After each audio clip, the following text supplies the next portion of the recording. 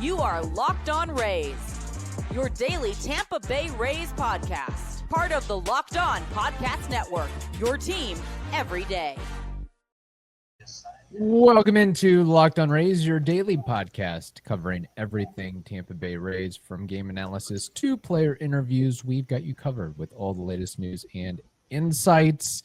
On today's program, we are joined by the man, the myth, the legend, Evan Closky, sports director. More so legend. Yes. Channel 10 WTSP. We are without Ulysses Temprano, who is allegedly at the Rays game on Thursday. And I guess he's bringing good luck because the Rays, last I checked, are ahead of the Phillies. We were broadcasting in the middle of this game, and that's probably a good thing because I don't really care to know how it ends, just based on how the Rays have been playing lately. But we will talk about how things are going with the Rays. We also have Closky on the clock, baseball trivia, and Name That War. But we want to let you know that, did you know your Fire TV is also an Xbox? You can turn any TV into your gaming and entertainment hub with Fire TV Stick 4K devices. No console is required. Head over to Amazon.com/Fire TV Locked On to get started. Xbox Game Pass Ultimate subscription and compatible controller is required. All right, Evan, we are essentially 2.5 games through this series against the Phillies at Steinbrenner Field. Pretty much what you expected, more or less, with how good of an organization the Phillies are and how the Rays have continued to have struggles, A, against lefties, and B, on their quasi-home turf. And C, against the Phillies. They've lost 8 straight against the Phillies. So that's one of the longer streaks in franchise history against one team, and we'll see if it turns into 9 as we move forward in this game.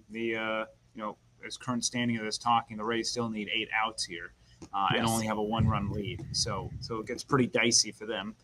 But I don't want to say it's what I anticipated. Am I surprised? No, because it's Game 1, they played Zach Wheeler, and it's one of those things where fans are like jumping up and down, like, this team can't hit, and it's like, all right, like, I agree with you, but it is Zach Wheeler, so we have to understand that there's a really darn good pitcher on the other side, and he has a say, and sometimes you got to just tip your cap to like Max Fried, right? The Rays stink against lefties, totally. Max Fried is also currently pitching like an AL Cy Young Award winner, so it sucks to play him twice in like a 1.5 week span. So, they didn't run into any slouches. Wheeler, Sanchez, Luzardo, they just caught on a good day, to be honest. Luzardo's been amazing for most of this season.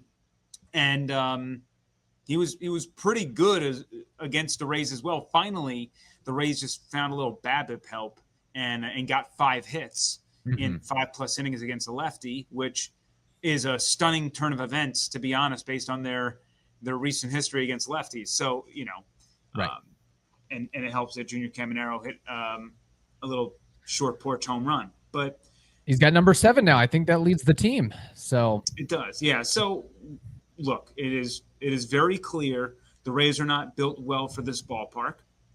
Not enough outfield space for them. They have a bunch of singly, doubly type hitters. It's not good when you shrink the outfield space, and they don't have much power, which means they can't utilize the dimensions of this park properly. So it's not an ideal park for them. That is nobody's fault. Legit nobody. You can't do anything about it, considering what happened with the Trop. And then the bigger concern, obviously, is hitting left-handed pitching. And that we have at this point a large enough sample size to where I'm saying it's definitely a problem. It's going to get a little bit better in the future, but Morel, Mead, Jansen, these guys who you relied on to be lefty hitting specialists per se, just have not answered the bell, and hard to rely on them moving forward. Question: why? So I was at the game on Wednesday evening. I was there for that monstrosity of a 7-0. That world famous video shot with Nick Castellanos. Well, that was actually on Tuesday. That was on okay. Tuesday. There we go. And I did not take that video. That was my wife's coworkers' children that are captured in that video. And ESPN still hasn't posted it on my behalf. I'm still waiting on that. And let me know when the check is in the mail, ESPN. Yeah, because Kevin's got parking to pay for. I've got parking to pay for, and I do have a parking plug, $10. I'm not paying $30 at Raymond James Stadium. So Rays, you can stick it. But why? I was at the game on Wednesday. Why on earth? Why in the world is Danny Jansen and Curtis Mead batting 4th and 5th respectively in the lineup? Why are they in the heart of the order? Those are the guys who are. I mean, who do you want to put there? I would play Jonathan Aranda. Well, I mean, Aranda. So Aranda was off against Sanchez, and then he played the next day, and he was hitting 4th. But the Rays always. By the way, the Rays very rarely play a guy 162 games. Right? They're always going to try to find a way to get you off your feet. So if you're facing a lefty, that's typically a good spot to get Aranda, Belau, Meisner, like these guys. That's when you want to give them the off time. So Aranda, you gave him his off day this week and added one since you already had one on Monday. Mm-hmm. But, so you had Aranda in the lineup the next day. And guess what happened? Jansen and Mead were just bumped down one spot. So, who are you going to put up there? Caballero? Walls? I guess I would manipulate the order and maybe put Caballero or Simpson at the top of the lineup and move down Yandy and Morel. Simpson looks terrible against left-handed pitching, by the way. As much as I love him, when he plays, they hit him 9th. Probably a wise move. I'm surprised that Simpson hasn't been bunting more, to be honest. Right. I guess it's a no-win situation. These are the cards you've been dealt. You're Correct. Without certain players, and that's what you have to do unless Eloy Jimenez can somehow find his way on the 40-man roster and get called up and maybe bash some homers at Steinbrenner Field. But outside of that, they're kind of stuck. And Eloy Jimenez, while he's been on a little bit of a better stretch recently, he hasn't necessarily mashed the cover off the baseball in Durham. Everyone's like, bring up Eloy. A lot of times, y'all just scream for a new face that is going to present similar issues. So, I believe at some point they will bring Eloy up. I'm willing to guarantee he would do better than a 151 average and a 403 OPS, i.e. Curtis Mead. Likely. But the difference is Mead plays the infield and you have positional flexibility with him. You have none with Eloy Jimenez. And you already have a team that's like surprisingly really good with fielding when I think entering the season, we were all thinking that this would not be a good fielding team. So yeah, pretty much everybody except for Junior Caminero. You have Yandy Diaz DHing, right? So yes. Where are you putting Eloy? Right field? Well, left field? You're gonna put Morel in left field and Eloy in right field? Is that a really good fielding situation for you? No, but so we can't play Yandy at first base anymore. He's strictly a DH. Then Aranda's out of the lineup. Aranda can't play second. All right, I get your point. Aranda. I was looking at defensive run saved metrics, and Aranda surprisingly one of the up to this point, mind you, one of the better first base, one of the better defensive first basemen right now, which shocked me, absolutely shocked me. He's like +2 defensive runs saved. So they found something with him a little bit over there first. Mm-hmm. And by the way, Belau has been playing a great second base. He has. So I give him a lot of credit where the bat is just ice cold. He has not let that bleed over into the field. So that's why the Mead thing and the Eloy thing don't really compute, because you want to create positional flexibility, and there's very little area to fit Eloy in unless a guy like Diaz would go down. Then I think you open up a spot for Eloy, and now he could be the DH. So that's kind of where I'm at in that whole situation. Okay, I'll ask this then. Is it too soon to make the claim that Danny Jansen will go down as one of the worst free agent signings in Rays history? No, because it's not like I mean, it's a 1-year deal. And I It's will not say they like have not made the it's not Rays have like not made a ton of like big free agent signings. I'm thinking in the ballpark of Yoshi Tsutsugo, Phil Maton, yeah, Pat like Burrell. I mean, those are all 1 year, 2 year deals, pretty much. yeah, exactly. Like, I mean, even like Maton, right? Like, just didn't work out. I mean, like these 1-year deals. I think it's hard to put my head in that space of like one of the worst deals because, Yeah. like theoretically, one of the worst deals they made was Wander Franco. We all agreed with that deal at the time, right? But it turned out to be garbage because of what he did. That I don't necessarily blame ownership for that, but that is technically at this point one of the worst deals they've ever made, and we can talk about the factors that are the reason why and how we don't put blame on the ownership, but that's a fact. 1-year deals is really tough to like say, oh crap, that one sucked.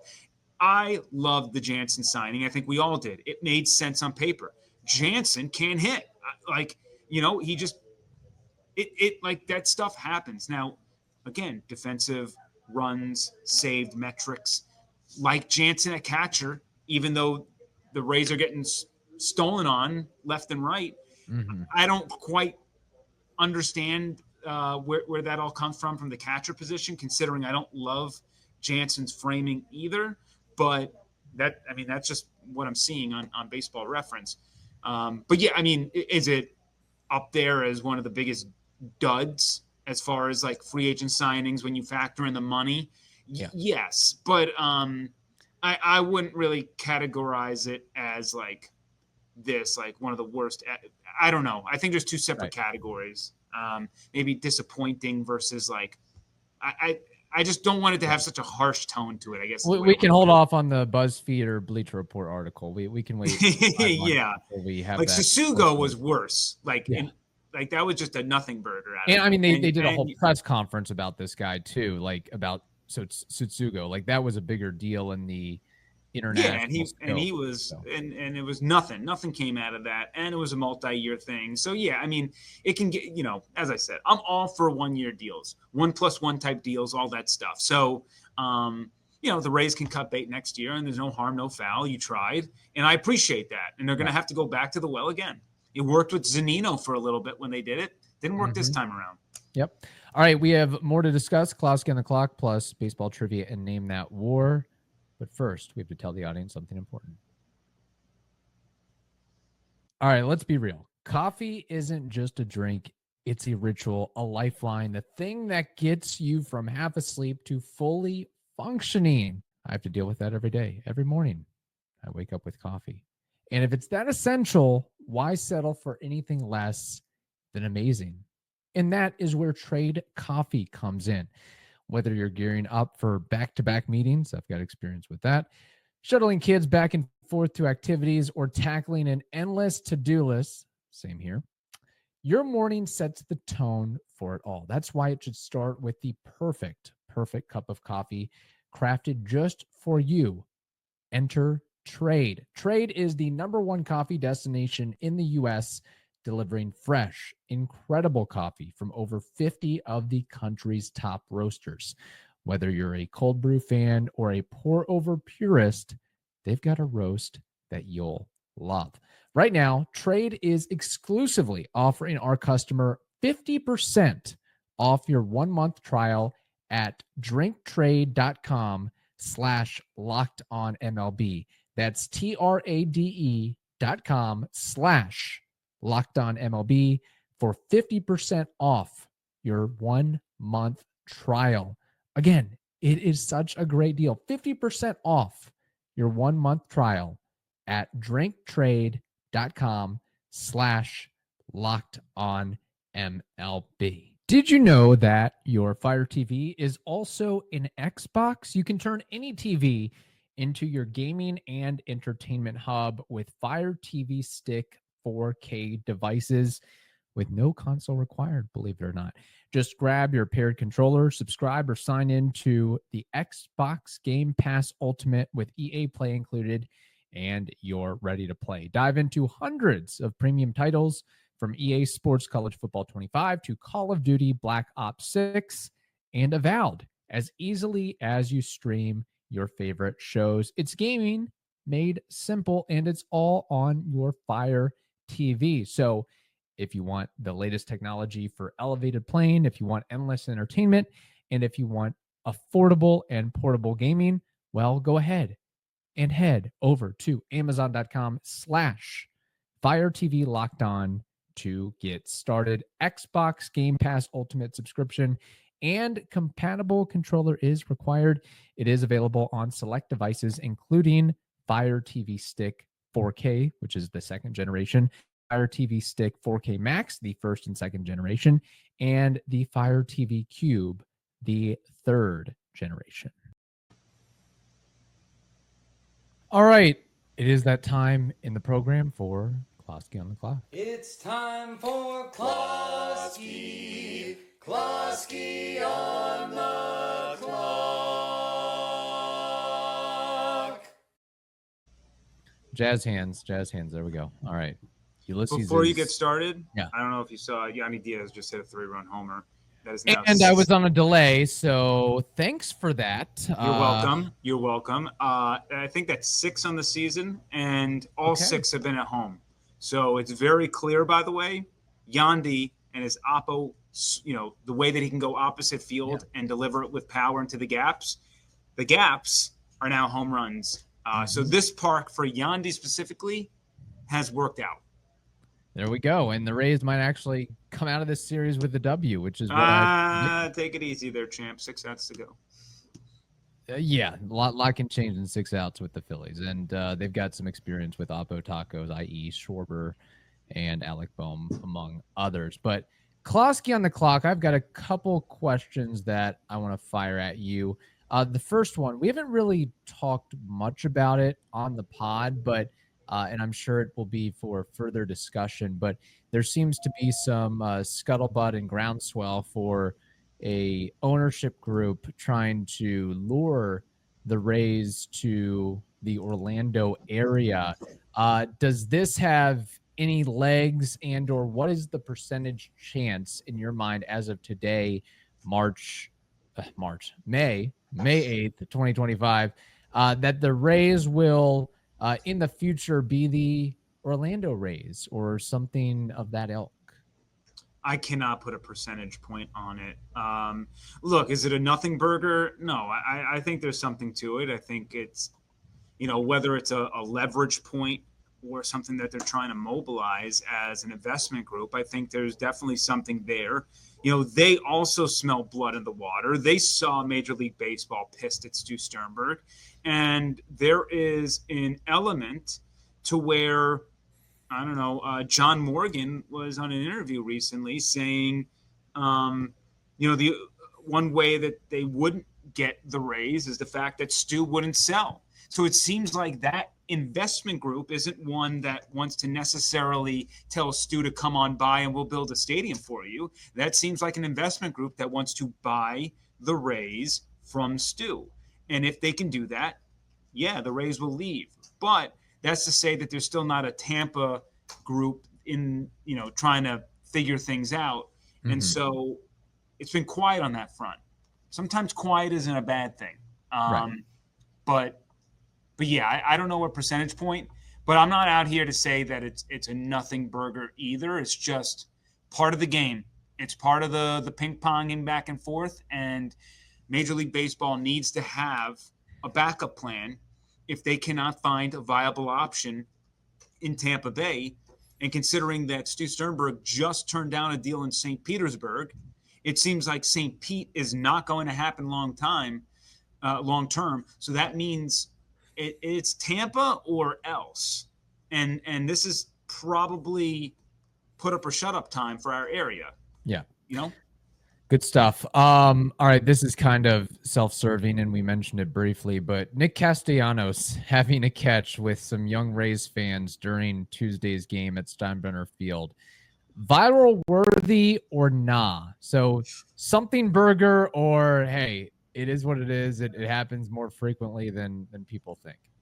No, I think that's great. I think those are things that we should be passing around on social media, worthy of viral nature. Nick Castellanos having a catch with a Rays fan, a young Rays fan. That's what it's all about. That's going to be a memory that kid has for the rest of his life. And while he's not the first one to ever do it, it is not commonplace for Major League Baseball players to do something like that. It is more rare, maybe in spring training, in some of those like exhibition games, you get some of that fun. But during the season to have that, especially for this kid who's in Tampa and watching a game at Steinbrenner Field. I'm all for it. I think that's great stuff. Tip of the cap to Nick, and also just a really cool moment for that kid who also got to keep the baseball. So I know that he just would have just loved the Rays win on top of that. But yeah, I'm all for it. Yeah, last that didn't happen with the Rays winning that night. Final Closky on the clock question that I've got. If you were to give a grade to the Rays for the month of April, or basically the past month or so, what would it be and why? I mean, a C plus. I mean, it's tough because they've been so bad at home. They've been great on the road. So every time you're too big into the negatives, a positive comes. Mm-hmm. It's average. They're a team that's moving kind of, one step forward, one step back. And more recently, it's been kind of one step forward, two step back, 1.5 foot forward, two step back. So the good news is I don't think the season's over by any means. Go look at the Baltimore Orioles and the hole that they've dug themselves. It's much worse than what the Rays are doing right now. But there are definitely some issues surrounding this team against left-handed pitching, which is an obvious problem. The lineup is an obvious problem, which we knew about entering the year. And hopefully this team can get Josh back, Josh Lowe, that is, some other players coming off the IL in the next month. And they can start looking like they're preseason selves, where we can get just a little bit more depth on this team and allow management to a little bit more flexibility in sending some people up and down and creating the shuttle service again. Because as much as I know y'all are sick and tired of Curtis Mead, I do want to remind everybody he's had only like 85 games of professional experience, so I'm not ready to give up on him yet. Right. But yeah, if they were a fully healthy team, would he probably be in AAA right now? I think so. But I was also a big proponent for at least the first month plus, allowing him to work through these issues and see if he can turn it around. It's getting to the point where you've given him 6 weeks, 7 weeks. Like at some point you got to say, hey, let's get your confidence back and go down. So when there's more health, we can talk about more of what the moves the Rays can do. But right now, Eric and company are just kind of stuck. So yeah, is what it is. Well, we still have 125 games or so to go. So there's still time to right the ship, if you will. All right, we have baseball trivia and Name That War next on Locked On Rays.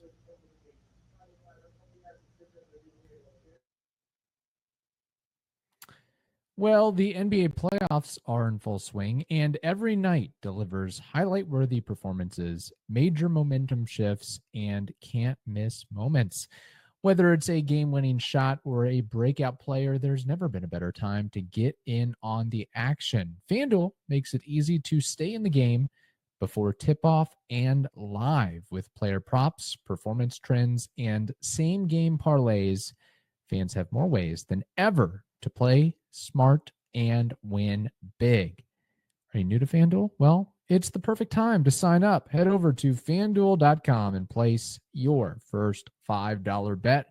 If it wins, you'll get $200 in bonus bets. Make every moment more with FanDuel. They are the official sports betting partner of the NBA.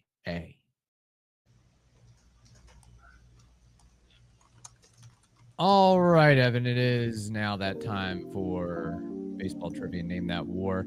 My trivia question, I think you're going to like, and I'm going to try to make it somewhat easy on you. You're not going to have to list a whole bunch of names, just 3 for me. But in front of me, I have a list of a lot of players that have played for at least 11 different franchises during their career. I believe every one of these players is retired. So the number one player with most franchises played is 14th. There's a couple with 13, handful of 12s, and then a lot of 11s. So any player who has played with 11 or more different franchises, I want 3 of those names. Miguel Cairo. Miguel Cairo, let me do a quick searcheroo here. That is not the Miguel I'm looking for. Strike one. This is a different Miguel. Edwin Jackson. Edwin Jackson is the clubhouse leader with 14 different franchises played for between 2003 to 2019. So basically, every year he played for a different franchise, including your own Tampa Bay Rays, believe it or not. Very good. Yeah. Oh, man, I got to think about it. So I need 2 more names. Oh, man. There was a guy who played up in the majors until 2024. There's a lot in the 1990s to 2010s, give or take.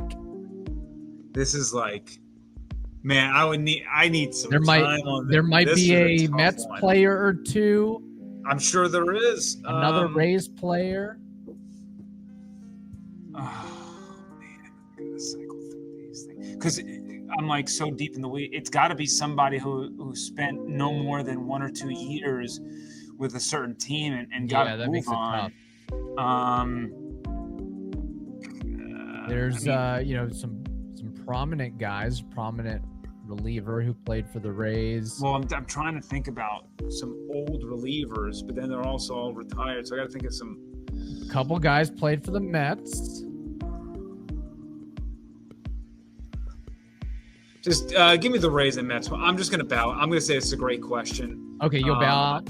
Okay. Yeah, I'm bowing out. I need like a good 10 minutes to actually sort through my brain on this. Understood. Didn't go as well as I thought it would. This was a good question. I'll highlight a couple of the names, and if you're listening or watching on YouTube, without Googling, please, just try to type those in or message those in. So Edwin Jackson, number 1. Octavio Dotel played for 13 different ones. I'm just spotlighting. I didn't realize that he played for that many different teams. See, that's crazy to me. Recent Ray, Rich Hill, played for 13 different franchises. Wow, he played for that many too? Oh, yeah. See, there are so many like little paper transactions or like 1 or 2 things. Like Rich Hill, I would have guessed maybe like 5 or 6 teams. Yeah. But no, 13 from 2005 to 2024. Matt Stairs, 12 different franchises, pinch hitting extraordinaire from 1992 to 2011. Ron Vallone, 12 different. A lot of names I don't know of. Paul Bacco played for 11 different franchises. Miguel Bautista, 11. Henry Blanco, 11. Bruce Chen, 11. Royce Clayton, 11. Bartolo Colon, big fat Bartolo Colon, played for 11 different franchises from 1997 to 2018. A guy who I think should be a Hall of Famer, Kenny Lofton, 11 different franchises from 1991 to 2007. Terry Mulholland, Fernando Rodney was another name I was looking for. And then, correct me if I'm wrong, but didn't this guy play for the Mets? Todd Zeile? Todd Zeile did, yeah. Yeah, this is, you know what, like, for this question, I would have had to throw a lot of darts out there and just hope they would have hit because there are just a lot of, like, Todd Zeile, I can only name probably 4 or 5 teams he's played for. So it's a really good question. Okay. My name that war. By the way, your boy Edwin Uceta gave up a 3-run homer. I told you it ain't over.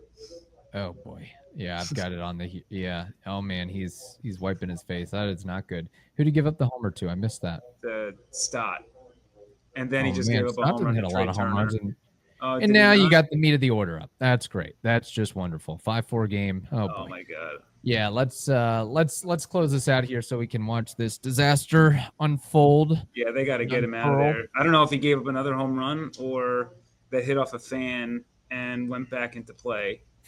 Yeah, I'm on a little bit of delay here, so I'm not seeing what you're seeing just yet. But this individual has recently become Twitter or X famous based on some tweets or posts that he's made, in particular regarding Morel just dropped that. Yikes. Donald Okay. Trump's tariffs. This guy has made quite the noise. I saw it the other day, but he was also a pretty solid player in his own right, mainly with the San Francisco Giants, maybe exclusively with the San Francisco Giants. Nope, he also played for the California Angels and the Yankees for a year.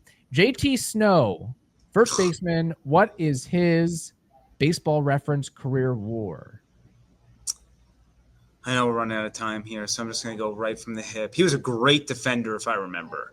18.2. Okay. JT Snow, 189 homers, 268 career batting average, 1,509 hits, 293 doubles, 784 career OPS, was overshadowed just a bit by, I think, the likes of Jeff Kent and Barry Bonds, but still a solid player in his own right, a switch hitter in the early portion of his career. And you're right about the defense. 6-time Gold Glove during his tenure, but his career WAR is lower than I expected. 11.1 is the metric. So I would have thought, 18. I thought I undersold when you said 6 Gold Glove. I was like, oh, great, I undersold because I gave him a lot of points there for the defense. Yeah, his power really tailed out towards the end there. Not that he had a huge amount of power as a first baseman, but there were some years where he hit 24, 28 dingers, and then last handful of years it was like 8, 6. I mean, it was kind of ridiculous from that perspective. But anyway, good stuff, Evan. We appreciate it. Meantime, how can people find your amazing work? At Closky WTSP on X. Please head to Tampa Bay Plus. We're doing the Ultimate Florida Sports Show now. Me and Chris Porter out in Jacksonville, the affiliate, the Tegna affiliate there. We're doing a weekly sports show just kind of to get you caught up on everything you need to know moving forward and a little bit of what has happened. So check that out along with everything else we got cooking. Bucks rookie minicamp is going to be beginning here soon. We get the Bucks schedule next week. We'll continue to cover the Rays. So we got you covered there and on 10tampabay.com. Awesome. Very good. And we also thank you for making Locked On Rays your first listen today. For your second listen, check out the all-new Locked On MLB Game Night. Every game, every night, all season long. Get local analysis on a national scale. Find MLB Game Night on Locked On MLB on the YouTubes or wherever you listen to